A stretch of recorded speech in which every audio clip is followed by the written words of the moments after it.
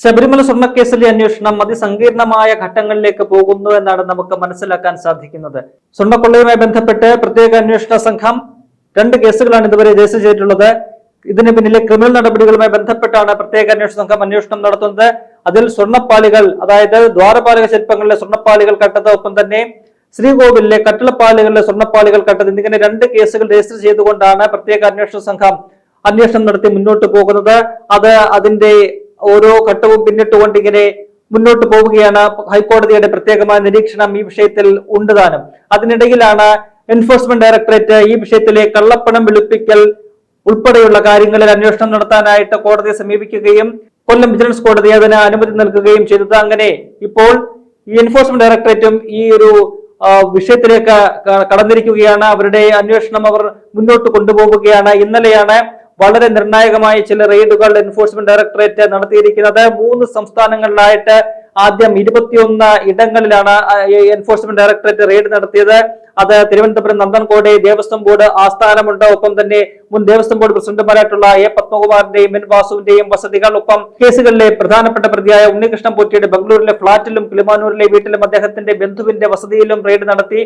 ഒപ്പം തന്നെ മറ്റ് പ്രധാനപ്പെട്ട, അതായത് ഈ സ്വർണ്ണക്കൊള്ളയുമായി ബന്ധപ്പെട്ട് ഈ സ്വർണ്ണ ഇടപാട് നടത്തിയ, ഈ മോഷ്ടിച്ച സ്വർണം മേടിച്ച ബെല്ലാരിയിലെ ജ്വല്ലറി ഉടമ ഗോവർദ്ധന്റെ റോഥം ജ്വല്ലറിയിൽ റെയ്ഡ് നടന്നു. ഒപ്പം തന്നെ ഈ സ്വർണം വേർതിരിച്ചെടുത്ത ചെന്നൈയിലെ സ്മാർട്ട് ക്രിയേഷൻസിന്റെ സ്ഥാപനത്തിലും റെയ്ഡ് നടന്നു. അങ്ങനെ ഇതുൾപ്പെടെയുള്ള ഏതാണ്ട് 21 നിർണായക ഇടങ്ങളിൽ ഈ എൻഫോഴ്സ്മെന്റ് ഡയറക്ടറേറ്റ് റെയ്ഡ് നടത്തി. അതിൽ നിന്നും ചില പ്രധാനപ്പെട്ട രേഖകളൊക്കെ തന്നെ പിടിച്ചെടുത്തു.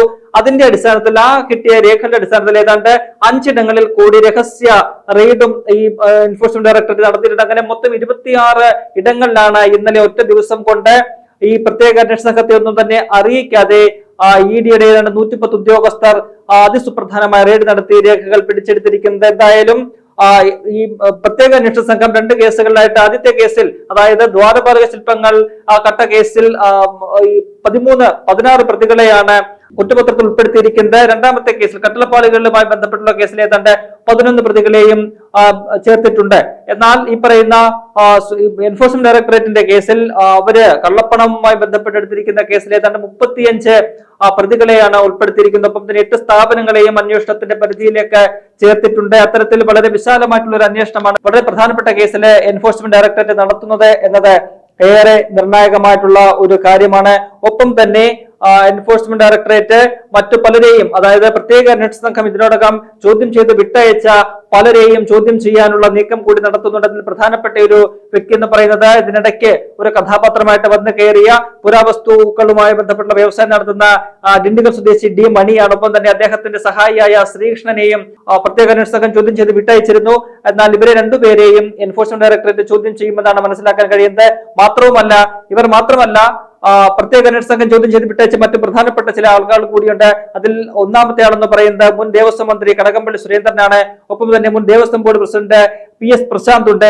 അവരെയും ഈ എൻഫോഴ്സ്മെന്റ് ഡയറക്ടറേറ്റ് ചോദ്യം ചെയ്യാനായിട്ട് വിളിപ്പിക്കും. അവരിൽ നിന്നും വിവരങ്ങൾ ശേഖരിക്കുമെന്നാണ് നമുക്ക് മനസ്സിലാക്കാൻ കഴിയുന്നത്. എന്തായാലും ഈ കേസിൽ എൻഫോഴ്സ്മെന്റ് ഡയറക്ടറേറ്റ് കൂടി എത്തിയതോടുകൂടി നിർണായകമായ അല്ലെങ്കിൽ അതിസങ്കീർണമായ രീതിയിലേക്ക് ഇതിന്റെ അന്വേഷണം പോകുന്നു എന്നാണ് നമുക്ക് മനസ്സിലാക്കാൻ കഴിയുന്നത്. എന്തായാലും ഇന്നലെ ഈ പറയുന്ന ഉണ്ണികൃഷ്ണൻ പോറ്റിയുടെ കിളിമാനൂരിലെ പുളിമാത്തുള്ള വസതിയിൽ പ്രത്യേക ഈ എൻഫോഴ്സ്മെന്റ് ഡയറക്ടറേറ്റ് റെയ്ഡ് നടത്തുമ്പോൾ മാധ്യമങ്ങളെല്ലാം തന്നെ അവിടെ ഉണ്ടായിരുന്നു. അപ്പോൾ ഉണ്ണികൃഷ്ണൻ പോറ്റിയുടെ തൊട്ടടുത്തുള്ള ഉണ്ണികൃഷ്ണൻ പോറ്റിയുടെ വീടിന്റെ മതിലിനോട് ചേർന്നുള്ള മറ്റൊരു വീട്ടിലെ അദ്ദേഹത്തിന്റെ അയൽവാസി ഈ മാധ്യമങ്ങളോട് പ്രതികരിക്കുകയും ചില നിർണായകമായ വിവരങ്ങൾ വെളിപ്പെടുത്തുകയും ചെയ്തിട്ടുണ്ട് എന്നതാണ് ഏറെ പ്രധാനപ്പെട്ട ഒരു കാര്യം. ആ വെളിപ്പെടുത്തലുകൾ വന്നു നിൽക്കുന്നത്, അല്ലെങ്കിൽ ആ വെളിപ്പെടുത്തലുകൾ എതിരായിട്ട് വന്നിരിക്കുന്നത് മുൻ ദേവസ്വം മന്ത്രി കടകംപള്ളി സുരേന്ദ്രന് എതിരെയാണ്.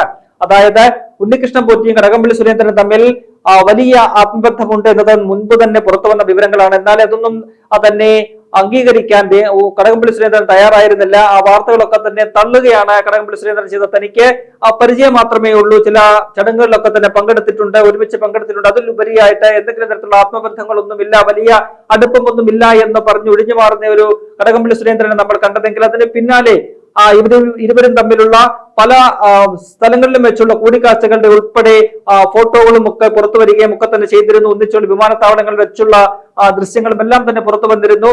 അതിന് പിന്നാലെയാണ് ഇന്നലെ ഉണ്ണികൃഷ്ണൻ പോറ്റിയുടെ അടുത്ത അയൽവാസിയായിട്ടുള്ള ഒരു വ്യക്തിയുടെ വെളിപ്പെടുത്തൽ വരുന്നത്. അയാൾ വെളിപ്പെടുത്തുന്നത് ഇപ്രകാരമാണ്. അതായത് ഈ കടകംപള്ളി സുരേന്ദ്രൻ പല തവണ ഉണ്ണികൃഷ്ണൻ പോറ്റിയുടെ കിളിമാനൂരിലെ പുളിമാത്തുള്ള വസതിയിൽ വന്നിട്ടുണ്ട് എന്നതാണ്.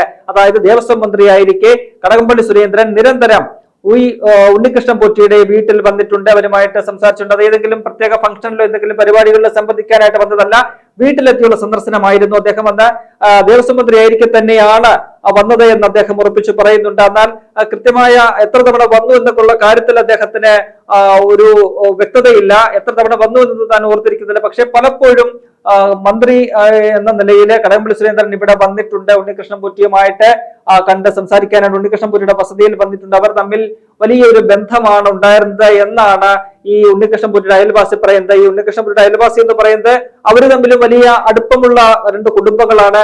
ഏതാണ്ട് 50 വർഷമായി ഈ പറയുന്ന അയൽവാസി ഇവിടെ താമസിച്ചു തുടങ്ങിയിട്ട് അത് കഴിഞ്ഞ് 3 വർഷം കഴിഞ്ഞിട്ടാണ്, അതായത് 47 വർഷമായിട്ട് ഉണ്ണികൃഷ്ണൻ പോറ്റിയുടെ കുടുംബം അവിടെ താമസിക്കുന്നുണ്ട്. അപ്പോൾ അവര് ആ രണ്ട് കുടുംബങ്ങളും തമ്മിൽ വലിയ ആത്മബന്ധമുള്ള വ്യക്തികളാണ്.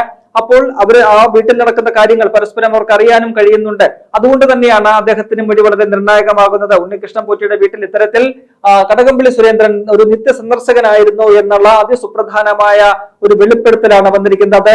ഈ കടകംപള്ളി സുരേന്ദ്രനെ കൂടുതൽ കുരുക്കാകുന്നു എന്നുള്ള കാര്യത്തിൽ യാതൊരു സംശയവുമില്ല. ഈ SIT നേരത്തെ രഹസ്യമായിട്ട് ഈ കടകംപള്ളി സുരേന്ദ്രനെ വിളിച്ച് ചോദ്യം ചെയ്ത് വിട്ടയച്ചിരുന്നു. അത് ചോദ്യം ചെയ്തെല്ലാം കഴിയുന്നുണ്ട്. ഒരാഴ്ച കഴിയുമ്പോഴാണ് ആ വാർത്തകളൊക്കെ തന്നെ പുറത്തു വരികയും പിന്നീട് കടകംപള്ളി സുരേന്ദ്രൻ അതിനോട് പ്രതികരിക്കുകയും ഒക്കെ തന്നെ ചെയ്യുന്നത്. അദ്ദേഹം അത് സമ്മതിക്കുകയും തന്നിൽ നിന്ന് ചില വിവരങ്ങൾ ചോദിച്ചറിയാനുണ്ടായിരുന്നു, അതൊക്കെ തന്നെ ചോദിച്ചറിഞ്ഞതാണ് എന്ന് കടകംപള്ളി സുരേന്ദ്രൻ മാധ്യമങ്ങളോട് പറഞ്ഞുകൊണ്ട് പോവുകയും ചെയ്യുന്ന ഒരു കാഴ്ച നമുക്ക് മുന്നിലുണ്ട്. അപ്പോൾ അതിന് പിന്നാലെയാണ് ഇത്തരത്തിലുള്ള ഒരു വെളിപ്പെടുത്തൽ വരുന്നത്.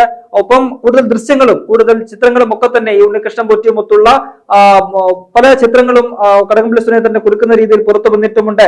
അപ്പോൾ ഇത്തരത്തിൽ കൂടുതൽ വെളിപ്പെടുത്തലുകൾ വരുമ്പോൾ അത് SITക്ക് മുന്നിലും കൂടുതൽ ഒരു സമ്മർദ്ദമായിട്ട് മാറുന്നുണ്ട്. കാരണം ഉണ്ണികൃഷ്ണൻ പോറ്റിയുമായിട്ട് കടകംപള്ളി സുരേന്ദ്രന് അടുത്ത ബന്ധമുണ്ടെങ്കിൽ അല്ലെങ്കിൽ ഇത്തരത്തിൽ വലിയ ഒരു അടുപ്പം ഉണ്ടെങ്കിൽ അദ്ദേഹത്തെ അങ്ങനെ ഈ കേസിൽ നിന്നും എങ്ങനെ ഒഴിവാക്കും എന്ന് പറയുന്ന ഒരു വലിയൊരു ധർമ്മസങ്കടത്തിലാണ് പ്രത്യേക അന്വേഷണ സംഘമുള്ളത്. ഏതെങ്കിലും കാരണത്താൽ ഏതെങ്കിലും ഒരു രാഷ്ട്രീയ സമ്മർദ്ദത്തിന്റെ പശ്ചാത്തലത്തിലാണ് കടകംപള്ളി സുരേന്ദ്രനിലേക്ക് അന്വേഷണം എത്തിക്കാതെ SIT ഇങ്ങനെ ഒഴിഞ്ഞു മാറുന്നതെങ്കിൽ അതിനവർക്ക് ഇനി പറ്റാത്ത ഒരു സാഹചര്യമാണുള്ളത്. പ്രത്യേകിച്ചും എൻഫോഴ്സ്മെന്റ് ഡയറക്ടറേറ്റ് കൂടി കേസിലേക്ക് എത്തിയതോടെ ഈ പ്രത്യേക അന്വേഷണ സംഘത്തിന് മുന്നിൽ കൂടുതൽ ഒരു സമ്മർദ്ദം, അവർക്ക് മേൽ കൂടുതൽ ഒരു സമ്മർദ്ദം ഈ കടകംപള്ളി സുരേന്ദ്രനുമായിട്ടുള്ള വിഷയത്തിൽ ഉണ്ടാകും എന്നുള്ള കാര്യത്തിൽ സംശയമില്ല. ഇനിയും കടകംപള്ളി സുരേന്ദ്രനെ വിളിച്ച് ചോദ്യം ചെയ്യുകയും അദ്ദേഹത്തിന്റെ വേണ്ടിവന്നാൽ അറസ്റ്റിലേക്ക് കടക്കുകയും ചെയ്യാൻ പ്രത്യേക അന്വേഷണ സംഘം നിർബന്ധിതരാകും എന്ന കാര്യത്തിൽ സംശയമില്ല. എന്തായാലും ഈ കാര്യങ്ങളിലൊക്കെ തന്നെ കൂടുതൽ വ്യക്തത വരും ദിവസങ്ങൾ ഉണ്ടാകുമെന്നാണ് നമുക്ക് മനസ്സിലാക്കാൻ കഴിയുന്നത്. ഈ പ്രത്യേക അന്വേഷണ സംഘം 2 ദിവസം മുൻപാണ്, അതായത് ജനുവരി 19 അവരുടെ ഒരു ഇടക്കാല റിപ്പോർട്ട് ഹൈക്കോടതിക്ക് മുന്നിൽ സമർപ്പിച്ചത്.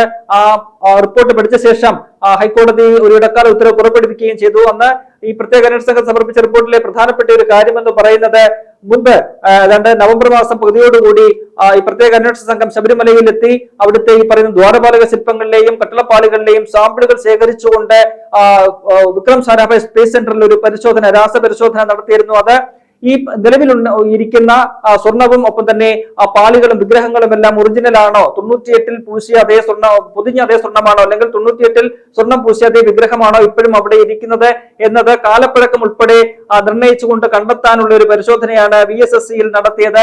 അതിന്റെ പരിശോധനാ ഫലം കൂടിയാണ് പ്രത്യേക അന്വേഷണ സംഘം ഹൈക്കോടതിയിൽ സമർപ്പിച്ചത്.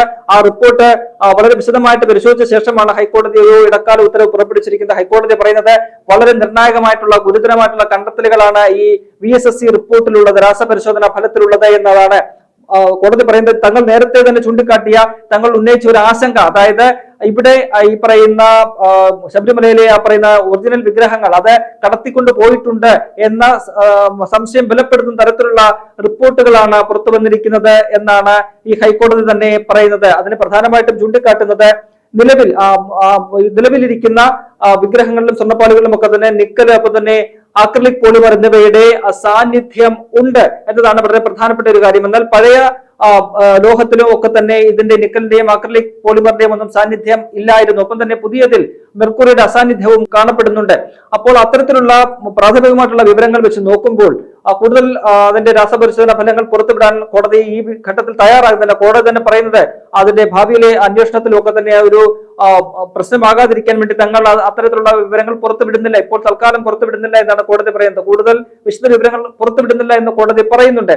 അപ്പോൾ കോടതി മുന്നോട്ട് വെക്കുന്നത് തങ്ങളുടെ ആദ്യത്തെ സംശയം ഈ പറയുന്ന ദ്വാരപാലക ശില്പങ്ങളും ഒപ്പം തന്നെ കട്ടളപ്പാടികളും ഒക്കെ തന്നെ മാറ്റി അത് ഡ്യൂപ്ലിക്കേറ്റ് പണിഞ്ഞുകൊണ്ട് അതിൽ സ്വർണം പൂശിയാണ് 2019 കൊണ്ടുവച്ചിരിക്കുന്നത് എന്ന ആ സംശയം അത് ബലപ്പെടുത്തുന്ന തരത്തിലുള്ള റിപ്പോർട്ടാണ് ഈ BSSCയിൽ നിന്ന് ലഭിച്ചിരിക്കുന്നത് എന്ന് കോടതി പറയുന്നു. ഒപ്പം തന്നെ കോടതി കൂടുതൽ നിർദ്ദേശങ്ങൾ ഈ പറയുന്ന അന്വേഷണ സംഘത്തിന് കൊടുക്കുന്നുണ്ട്. BSSCയിലെ ഗവേഷകരുടെ അല്ലെങ്കിൽ ശാസ്ത്രജ്ഞരുടെ മൊഴി, വിശദമായ മൊഴി രേഖപ്പെടുത്തണം. ഒപ്പം തന്നെ ഈ പറയുന്ന പോലെ 2024-25 കൈമാറ്റങ്ങളുമായി ബന്ധപ്പെട്ട് കൂടുതൽ അന്വേഷണം നടത്തണം. അതായത് 2025 സമാനമായ രീതിയിൽ ഈ ദ്വാരപാലക ശില്പങ്ങൾ കൊണ്ടുപോയതിൽ സ്വർണം പൂശുന്ന ഒരു നടപടി ഉണ്ടായിരുന്നു.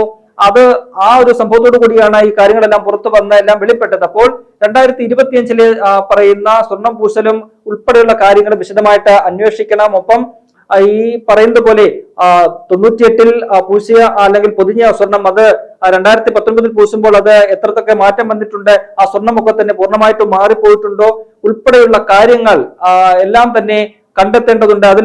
അതിലൊക്കെ തന്നെ അന്വേഷണം വിശദമായിട്ട് പോകേണ്ടതുണ്ട് എന്ന് കോടതി ചൂണ്ടിക്കാട്ടുന്നുണ്ട്. എന്തായാലും ഹൈക്കോടതി ഇക്ക വിഷയത്തിൽ ഇനിയിപ്പോൾ അടുത്ത മാസം ഫെബ്രുവരി 9 ഈ കേസ് വീണ്ടും പരിഗണിക്കുന്നത്. അപ്പോൾ കൂടുതൽ വിശദമായിട്ടുള്ള ഒരു റിപ്പോർട്ട് ഈ പ്രത്യേക അന്വേഷണ സംഘം നൽകുമെന്നാണ് കോടതി തന്നെ പ്രതീക്ഷിക്കുന്നത്. അത്തരത്തിലൊരു നിർദ്ദേശം കോടതി കൊടുത്തിട്ടുമുണ്ട്. എന്തായാലും ഈ അന്വേഷണം മുന്നോട്ട് പോകുമ്പോൾ പ്രത്യേക അന്വേഷണ സംഘത്തിന്റെയും ഒപ്പം തന്നെ സമാന്തരമായിട്ട് ED കള്ളപ്പണം വെളുപ്പിക്കലുമായി ബന്ധപ്പെട്ടുള്ള അന്വേഷണവും നടത്തി മുന്നോട്ട് പോകുമ്പോൾ അത് കൂടുതൽ വമ്പന്മാരിലേക്ക് ഈ അന്വേഷണം എത്തുന്നു എന്നാണ് നമുക്ക് മനസ്സിലാക്കാൻ കഴിയുന്നത്.